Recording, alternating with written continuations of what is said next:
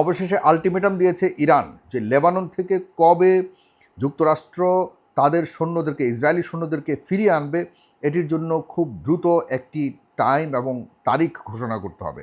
না হলে পূর্ণাঙ্গভাবে লেবাননের হিজবুল্লাহ কঠিন যুদ্ধের হুমকি দিয়েছে ইসরায়েলকে। অন্যদিকে প্রায় গত ৩-৪ দিনে 2 দফা হামলা পাল্টা হামলা ঘটেছে ইরান এবং যুক্তরাষ্ট্রের মধ্যে। আপনারা জানেন যে যুক্তরাষ্ট্র অতর্কিতভাবে ইরানের বিভিন্ন গুরুত্বপূর্ণ স্থাপনার উপরে তাদের যে আকাশ রক্ষা ব্যবস্থা, তাদের যে স্যাটেলাইট সিস্টেম, তাদের সেনা ঘাঁটি থেকে শুরু করে অনেকগুলি স্থাপনাতে আক্রমণ চালিয়েছে একটা ছুতো দিয়ে, একটা অজুহাত দিয়ে, যে গত কয়েকদিন আগে সিঙ্গাপুরের একটা পণ্যবাহী জাহাজে ইরান হামলা চালিয়েছে, যেটি কোনোভাবেই সঠিক নয়। ইরান স্পষ্টভাবে জানিয়ে দিয়েছে, আমরা এরকম কোনো হামলা চালাইনি। আসলে এটি একটি ফলস ফ্ল্যাগ অপারেশন ছিল, যেটি ইসরায়েল ঘটিয়ে ইরান আর যুক্তরাষ্ট্রের মধ্যে আবারও সর্বশেষ এই যুক্তরাষ্ট্রের ত্যায্যপুত্র, জারজপুত্র এই ইসরায়েলের এ ধরনের একটি কাজ হওয়ার সম্ভাবনা সবচেয়ে বেশি। আপনারা এখন থেকে ইসরায়েলকে কিন্তু ত্যায্যপুত্র বলতে পারেন, কারণ ট্রাম্প কিন্তু ইতিমধ্যে ইসরায়েলকে ডিজোন করা শুরু করেছে, ইসরায়েলকে আস্তে আস্তে কিন্তু তাদের কাছ থেকে দূরে ঠেলে দেওয়ার শুরু করেছে। কিন্তু ইসরায়েলের যে বড় শক্তি রয়েছে ট্রাম্প প্রশাসন, মার্কিন প্রশাসনের মধ্যে, তারা আসলে খুব সহজভাবেই ইসরায়েলকে এভাবে অ্যাবান্ডন করতে দিবে না। তাদের মধ্যে যথেষ্ট শক্তিশালী গুপ্তচর রয়েছে এবং অনেক অঢেল টাকার মালিক রয়েছে। এবং রথচাইল্ড ফ্যামিলির কথা আপনারা জানেন, যে রথচাইল্ড ফ্যামিলি কিন্তু সেই জন এফ কেনেডি থেকে শুরু করে অনেক বড় বড় অ্যাসাসিনেশন হয়েছে, যেগুলির পেছনে তাদের হাত রয়েছে এবং তাদের অঢেল সম্পদ, এবং এই সব সম্পদের সকল শক্তি তারা ইনভেস্ট করে জায়নিজমের জন্য এবং এই ইহুদি রাষ্ট্রটাকে প্রতিষ্ঠিত করবার জন্য, যার সবচেয়ে বড় শক্তি হিসেবে তারা যুক্তরাষ্ট্রকে ব্যবহার করে থাকে। যাতে সেটি অনেক অন্য আলোচনা। আজকে আমি ভিডিওটি করেছি এটি বলার জন্য যে এই গত কয়েকদিন ধরে, গত 17ই জুন যে দ্বিপাক্ষিক শান্তি চুক্তি হয়েছে, ইসলামাবাদ এগ্রিমেন্ট যেটিকে বলে, সেই চুক্তির পরবর্তীতে আর কোনোভাবেই কিন্তু যুদ্ধ বা কোনো ধরনের আক্রমণ, পাল্টা হামলা হওয়ার কথা ছিল না। কিন্তু এটি ঘটিয়ে আবারও একটি টেনশন শুরু হয়েছে, যে টেনশনের কারণে এখন ইরান আর যুক্তরাষ্ট্র আবার মুখোমুখি অবস্থানে রয়েছে।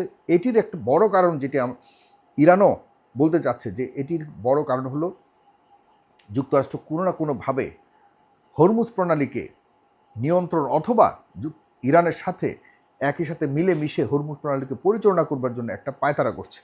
আজকে জনাব আব্বাস আরাকচি স্পষ্টভাবে, পররাষ্ট্রমন্ত্রী ইরানের, স্পষ্টভাবে বলে দিয়েছে যে হরমুজ প্রণালী আমাদের নিজস্ব সম্পদ, এটি থেকে সম্পূর্ণ দূরে থাকুন। এটির উপরে কোনো ধরনের নিয়ন্ত্রণ করবার চেষ্টা করলে তাহলে ভয়াবহ পরিস্থিতির শিকার হতে হবে যুক্তরাষ্ট্রের যে কোনো শক্তিকে।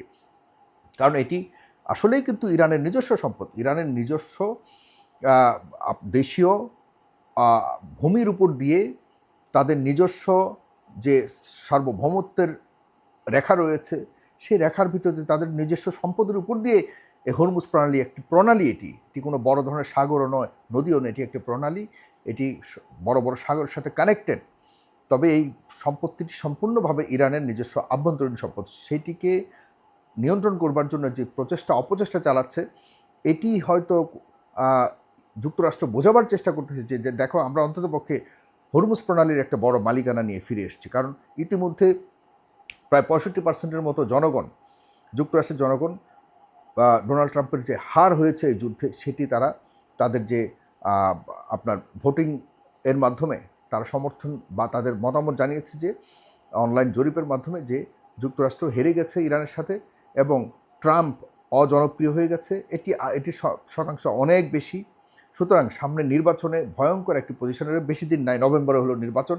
আগামী 3-4 মাস পর ডোনাল্ড ট্রাম্পের গদি আর থাকবে কিনা সেটি চূড়ান্ত একটা সিদ্ধান্ত দিবে মার্কিন যুক্তরাষ্ট্রের জনগণ। সেখানে ইতিমধ্যে তিনি হেরে বসে আছেন এবং একই রূপে ইসরায়েলের জনগণও প্রায় 90% বেশি নেতানিয়াহুর উপর অনাস্থা দিয়েছে। সুতরাং তাদের দুজনেরই রাজনৈতিক ভবিষ্যৎ এখন হুমকির মুখে। এই অবস্থাতে তারা কোনো না কোনোভাবে চেষ্টা করছে যে লেবাননে একটি বড় ধরনের ভূমি দখল করে ইসরায়েলের মানুষকে নেতানিয়াহু বোঝাবে যে হ্যাঁ দেখো, আমরা অন্ততপক্ষে এই একটা বিশাল অঞ্চল দখল করে এসেছি। মানে কতটা নিকৃষ্ট মানসিকতার হতে পারে ইসরায়েলের মানুষ।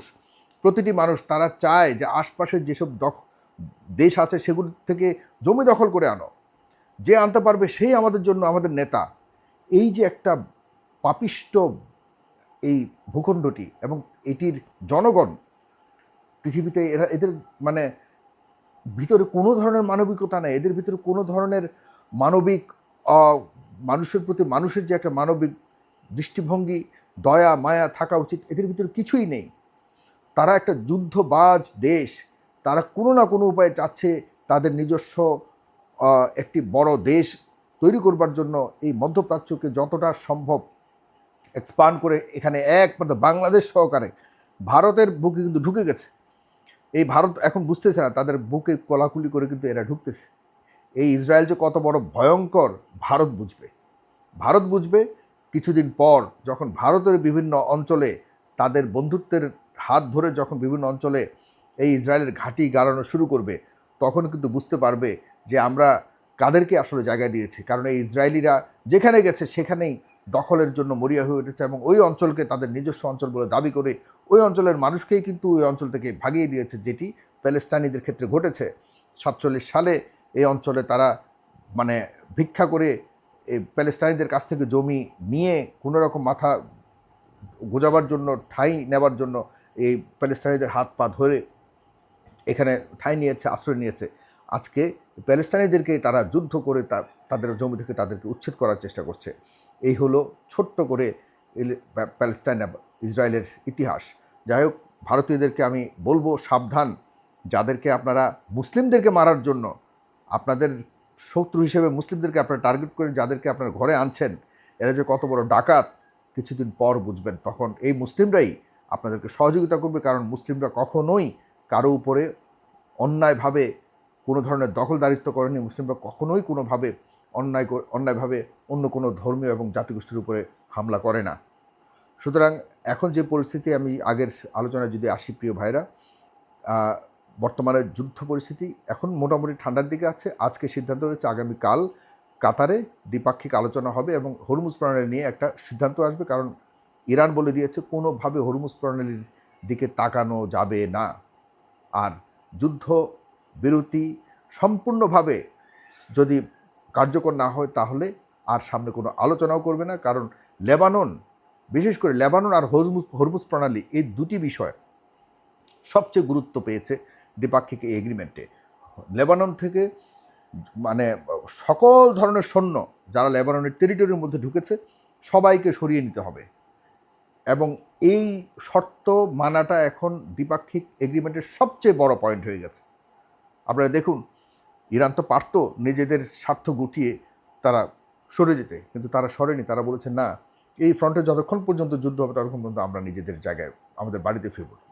এবং সেটি করবার জন্য আগামীকাল যাচ্ছে মঙ্গলবার কাতারে, সেখানে দ্বিপাক্ষিক আলোচনা হবে ইরান এবং যুক্তরাষ্ট্রের মধ্যে, এবং কিভাবে সামনের সময়গুলিতে যুদ্ধ না করে তাদের যে 60 দিনের একটা আলোচনার সময় তারা দ্বিপাক্ষিক সম্মতিক্রমে নিয়েছে, এটির মধ্যেই তারা কিভাবে বিভিন্ন পয়েন্টসগুলি, যে 14টা পয়েন্ট রয়েছে, এগুলিকে কীভাবে বাস্তবায়ন করবে এগুলো নিয়েই আলোচনা করবে। সুতরাং আপাতত এই দ্বিপাক্ষিক যে হঠাৎ করে দ্বিপাক্ষিক উত্তেজনা, এটি আজকে বন্ধ হয়েছে।